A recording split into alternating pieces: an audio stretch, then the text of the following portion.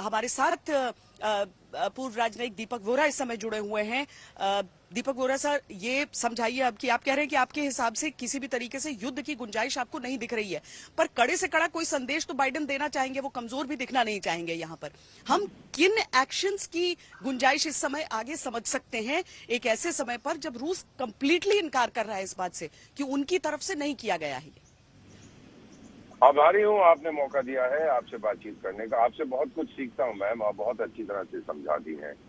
इस समय जो आपने प्रश्न पूछा है कि कहाँ जा रहे हैं हम लोग, ये थर्ड वर्ल्ड वॉर की बात ना करिए। मैं तो नागासाकी हिरोशिमा जापान में गया हुआ हूँ। अभी भी वहाँ पे 85-90 साल के लोग हैं जिन्होंने वो एटम बम फटते देखे थे। वहाँ की बात ना ही करें उस दौर की, क्योंकि उसके बाद फिर चौथा विश्व युद्ध नहीं होगा, धरती खत्म हो जाएगी। अभी क्या हो रहा है मैम, इसमें 3 खिलाड़ी हैं, ये आप जानती हैं, मैं भी जानता हूँ। एक खिलाड़ी है, कहता है मैं दुनिया का शहंशाह हूँ, वो है वो जो बुजुर्गवार जो वॉशिंगटन में रहते हैं। उनका क्या इरादा है कि रूस को कितना कमजोर मैं कर सकूं, करूंगा ताकि अगले 10,000 साल तक वो फिर ना उठ सके।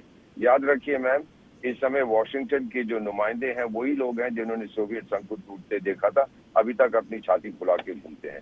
सोवियत संघ के जो नुमाइंदे थे उस समय और आज रूस में जो है, उन्होंने सोवियत संघ को टूटते देखा, आज तक उनको चोट लग रही है। पुतिन साहब ने ये कहा था ये बहुत बड़ी ट्रेजेडी थी कि सोवियत संघ टूट गया। और तीसरी तरफ ये सर्कस वाले हैं ज़ेलेंस्की साहब, जो चाहते हैं कि मैं जो कहूंगा सारी दुनिया को वो करना चाहिए। अब ये 3 व्यू पॉइंट्स हम देख रहे हैं। चौथा व्यू पॉइंट आपके प्रधानमंत्री ने रखा है, सारी दुनिया उनकी बात मानती है। उन्होंने कहा है कि ये युद्ध का समय नहीं है, शांतिपूर्वक तरीके से समझौता किया जा रहा है।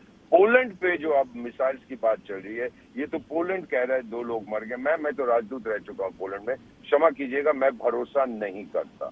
रूस कभी ये नहीं करेगा कि एक नेटो देश पर वो अटैक करे और फिर पूरा नेटो का जो क्लॉज है कलेक्टिव डिफेंस का, ये नहीं हो सकता। गलती से मिसाइल चली गई हो, आपको तो मालूम है, हमारी भी एक मिसाइल हमारे पड़ोसी में चली गई थी, उसको पता ही नहीं लगा, बाद में डिप्लोमेटिक तरीके से हमने उसका समझौता किया। मुझे लगता है अगर कुछ हुआ है, और पोलैंड की जो बातें हैं मैम, सबसे ज्यादा अग्रेसिव इस जंग में पोलैंड रहा है।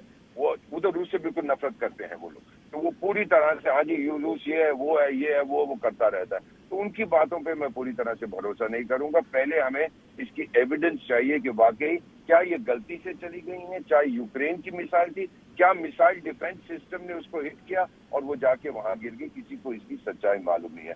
तो मैं अभी यही कहूंगा, वेट एंड वॉच पॉलिसी होनी चाहिए। और नेटो मैम नहीं जा सकता जंग में रूस के साथ। रूस ने ये कहा था कि मैं अकेला लड़ रहा हूं पूरे नेटो के साथ, बिल्कुल सही कहा था, और मैं हारूंगा नहीं। इसका मतलब है मैं वही करूंगा जो मुझे करना चाहिए। नेटो को ये संदेश मिल चुका है। सिर्फ बाइडेन साहब हैं जो उकसाते रहते हैं, कहते रहते हैं ये करो। अब बाकी जो सदस्य हैं यूरोप के मैम, सर्दी आ चुकी है। जनरल विंटर जो रूस का सबसे शक्तिशाली जनरल है, उसने उन पर वार किया। अब आप देखेंगे, अब रूस, अब जो बाइडेन का स्टेटमेंट आया भी है, आपने कहा है कि वो कहेंगे अपनी तरफ से। आपका बहुत बहुत शुक्रिया।